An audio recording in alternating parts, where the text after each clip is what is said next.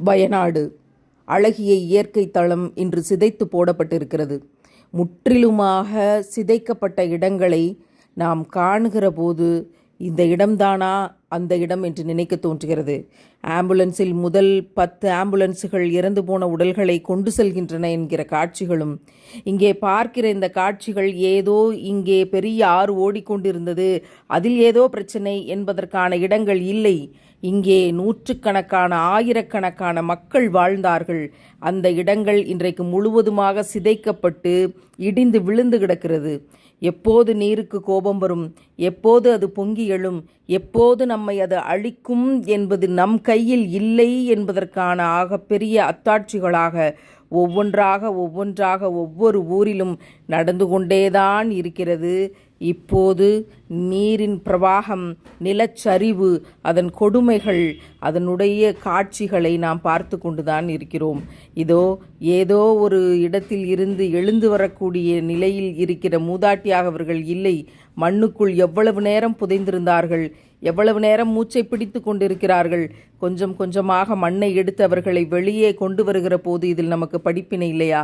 தண்ணீருக்குள் இருந்து பிள்ளையை தூக்கி கொண்டு ஓடி வருகிற ஒரு சகோதரன் அந்தரத்தில் தொங்கிக் கொண்டு பணி செய்கிறவர்கள் சொல்லும்போது நமக்கு அத்தாட்சிகள் இல்லையா? நாங்கள் இங்கே இருந்து தப்பித்து வந்தோம். 3 மணி இரவில் நடந்தது, 2 மணி இரவில் நடந்தது, ஒரு ஊரையே காணவில்லை. நாங்கள் இங்கே காப்பாற்றப்பட்டோம். என்னிடம் இருந்த வீடு போய்விட்டது, என் ஊரையே காணவில்லை என்றொருவர் கதறி அழுகிற இந்த காட்சிகளில் நமக்கு படிப்பினைகள் இல்லையா? உயிரை அடமானம் வைத்து வேலை செய்கிறார்கள். யாரையாவது காப்பாற்றி விட மாட்டோமா? பையாக சுருட்டி கொண்டு போகிற உடல்கள். தன்னுடைய எஜமானரையும் தன்னுடைய வீட்டையும் நிலச்சரிவுக்கு மத்தியிலே உறவுகளை தேடி ஒரு நாய் கூட அலைந்து கொண்டிருக்கிறதே. இந்த காட்சிகளில் நமக்கு படிப்பினைகள் இல்லையா? மரணம் இப்போதைக்கு இல்லை என்று நினைப்பவன் பொருளை சேர்ப்பதில் நாயாய் அலைகிறான். எந்த நேரத்திலும் மரணம் என்ற நிதர்சனத்தை புரிந்தவர்கள் நாம் இறைவனை நோக்கி நகர வேண்டும். இதோ இந்த இடத்திலிருந்து நாங்கள் காப்பாற்றப்பட்டோம். கையிலே பச்சை பிள்ளையை வைத்து கொண்டு என் தாய் இதில் போய்விட்டாள் என்று சொல்லக்கூடிய சகோதரி, இங்கே இருந்த ஊரை காணவில்லை, இங்கே இருந்த மக்களை காணவில்லை, 500 குடும்பங்களை காணவில்லை என்று அழுது கொண்டிருக்கக்கூடிய இந்த சகோதரர்களின் கண்ணீருக்கு பின்னால் என்ன இருக்கிறது? ஹெலிகாப்டர்கள் எல்லாம் தோல்வி அடைந்தன. மனிதனுடைய கண்டுபிடிப்புகள் எல்லாம் இந்த இயற்கை பேரிடர்களுக்கு முன்னால் மண்டியிட்டு கிடக்கின்றன. மனிதா, உன்னால் என்ன செய்துவிட முடியும் என்று இந்த இயற்கையினுடைய அத்தாட்சி நம்மை பார்த்து கேள்வி கேட்கிற நம்முடைய அத்தனை அறிவும் தோற்று போயிருக்கிற இந்த தருணங்களை பாருங்கள். இந்த சகதிகளுக்கு மத்தியில் ஏதோ கிடைக்கிற பிரெட் துண்டை உண்டுவிட்டு இந்த மக்களை காப்பாற்றி கொண்டிருக்கிற இந்த சகோதரர்களை பார்க்கிற போது கண்ணீர் பெருகுகிறது. நாம் என்ன செய்ய முடியும்? அழுது கொண்டிருக்கிற இந்த சகோதர சகோதரிகளுக்காக நிறைய பிரார்த்தனை செய்ய வேண்டும். இங்கே பாருங்கள், செலோடேப்பை வாயால் பித்து இறந்து போன உடல்களின் மீது ஒட்டி கொண்டிருக்கிற ஒரு மருத்துவரை பாருங்கள். அந்த பெண்மணி எத்தனை கலக்கத்தோடு செய்திகளை பதிவு செய்திருக்கிறார்கள் என்பதை செய்தித்தாள்களில் படிக்கும்போது நம்மால் கண்ணீரை கட்டுப்படுத்த முடியவில்லை. இவற்றிலெல்லாம் நமக்கு படிப்பினைகள் இல்லையா? ஒவ்வொரு இறந்து போன உடல்களையும் ஆம்புலன்ஸில் ஏற்றிக்கொண்டு போகிறவர்களுக்காக, உயிரோடு இருந்து இந்த பணிகளை செய்கிறவர்கள் சாதி, மதம், இனம், மொழி என்று எந்தவிதமான வேறுபாடும் இல்லாமல் இந்த சமூகம் அவர்களுக்கெல்லாம் உணவுப் பொருட்களையும் குடிநீரையும் கொடுப்பதற்காக ஓடிக்கொண்டிருக்கிறார்களே. இந்த மானுட நேயத்தை பாருங்கள். இதில் நமக்கு படிப்பினை இல்லையா? இதில் நமக்கு அத்தாட்சி இல்லையா? சமூகமே, விழித்துக்குள். எதை நோக்கி ஓடிக்கொண்டிருக்கிறாய்?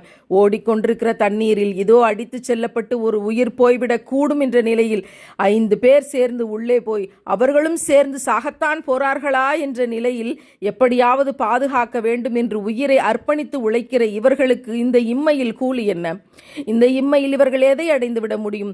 உயிரை பணயம் வைத்து ஒவ்வொரு பிள்ளையையும் காப்பாற்றுவதற்காக நாம் இங்கே அடுத்த வேளை பிரியாணிக்காக திட்டமிடுகிற போது இப்படியும் இந்த உலகத்தில் நம்முடைய கேரளாவில், வயநாட்டில் யாரோ ஒரு இளைஞன் இப்படி தண்ணீருக்குள் புகுந்து ஒரு உயிரை காப்பாற்ற ஓடிக்கொண்டிருக்கிறான்.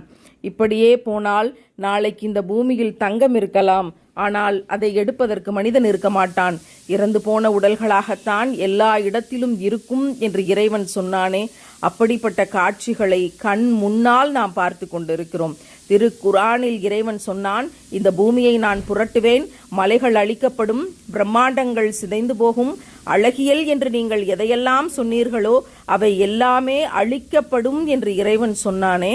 அவற்றை நாம் ஏதோ வார்த்தைகளாக படித்தோம், திருமறையாக ஓதினோம், தினமும் மனப்பாடம் செய்வோம், அவற்றை பயான்களில் பேசுவோம் என்று கடந்துவிட்டு போய்கொண்டிருக்கிறோமே. இதோ முண்டக்கை கிராமம் எங்கே?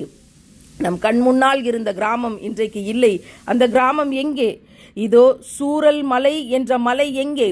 அங்கே இருந்த கிராமம் எங்கே? அங்கே இருந்த மக்கள் எங்கே? இதோ மேப்பாடி என்று இருந்த கிராமம் எங்கே? அங்கிருந்த மக்கள் எங்கே? மனிதனுடைய பிரம்மாண்டத்தின் அடையாளமாக இருந்த சாலைகள் எங்கே? அவன் போட்ட அந்த சாலைகளும் அவனுடைய அறிவாற்றலினுடைய எச்சங்களும் எங்கே? எதுவுமே இல்லாமல் அத்தனையும் திருப்பி போடப்பட்டு அழிந்து போய் 500 மக்களை காணவில்லை, 500 குடும்பங்களை காணவில்லை, 2 மலைகளை காணவில்லை, என்னுடைய ஊரையே காணவில்லை என்று பரிதவித்து நிற்கிற இந்த பரிதவிப்பின் பின்னால் மனித கூட்டமே படிப்பினைகளை பெற்றுக்கொள். நீ எத்தனை அலங்காரத்தில் வேண்டுமானாலும் இருக்கலாம், எத்தனை ஆடம்பரத்தில் வேண்டுமானாலும் இருக்கலாம், இறைவன் நாடிவிட்டான் என்றால் அது ஒரு நொடியில் புரட்டப்படும் என்பதற்கான கண் முன்னால் பார்க்கிற அத்தாட்சி இதுவாக இல்லையா? நீங்கள் ஆடம்பரத்தின் பின்னாலும் நீதமாக நடக்க முடியாது, அநியாயமாகத்தான் வாழ முடியும் என்று அரசியல் தளங்கள் இருக்கலாம். இதோ இந்த 6 முடிவெடுத்து விட்டால், இறைவன் அதை நாடிவிட்டால் உங்களுடைய வாழ்க்கை இப்படி ஆகும் என்பதற்கு இது அத்தாட்சி இல்லையா?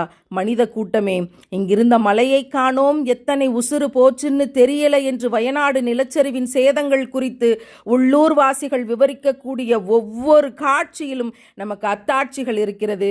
உங்கள் கார்கள் எங்கே? உங்கள் பங்களாக்கள் எங்கே? உங்களுடைய சொத்துக்கள் எங்கே? இதோ ஒரு காலை வைத்து கொண்டு உள்ளே புதைந்து கிடக்கிற உடலை எடுப்பதற்காக போராடி கொண்டிருக்கிறார்களே.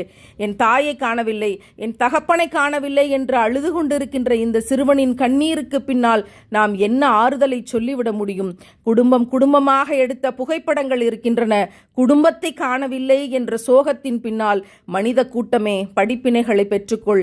எந்த மலையையும் நான் சாய்ப்பேன், அது தூள் தூளாகும், அது பொசுங்கி போகும், கட்டிடங்கள் அனைத்தும் அழிந்து போகும், ஒரு நொடியில் அது நடக்கும் என்று இறைவன் சொன்ன காட்சிகளை உலகம் அத்தனையிலும் பல்வேறு இடங்களில் இன்றைக்கு நாம் கண்முன்னால் பார்த்து கொண்டுதான் இருக்கிறோம்.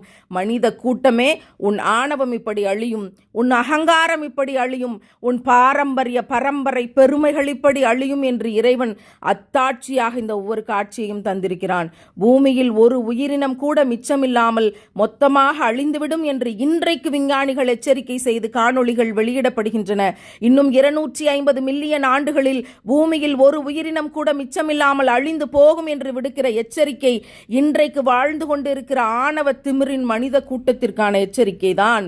நீதமாக நடந்து கொள்ளுங்கள், அன்பாக இருங்கள், மற்றவர்களுக்கு உதவி செய்யுங்கள், ஆசைப்பட்டு சொத்துக்களை சேர்க்காதீர்கள், முடிந்த வரைக்கும் ஏழைகளுக்கு தினமும் உதவி செய்து கொண்டே இருங்கள், படிப்பினை பெற்றுக்கொள்.